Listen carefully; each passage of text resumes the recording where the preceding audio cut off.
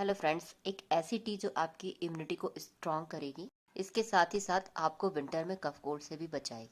Pan में 1 glass पानी गर्म करेंगे, फिर उसमें हाफ टेबल स्पून चाय की पत्ती, हाफ टेबल स्पून अदरक डालेंगे। अब एक लौंग, थोड़ी सी दालचीनी डालेंगे। ये मेटाबॉलिज्म को बढ़ाता है और कफ कोल्ड में भी राहत देता है। अब इसमें करीब आधे संतरे का पल्प डालना है और 5 से 7 मिनट तक इसे बॉईल करना है। ये चाय विटामिन सी और एंटीऑक्सीडेंट से भरपूर है। अब ये चाय रेडी है। आप चाहें तो इसमें हनी भी ऐड कर सकते हैं। वीडियो पसंद आई हो तो चैनल को लाइक और सब्सक्राइब करना ना भूलें।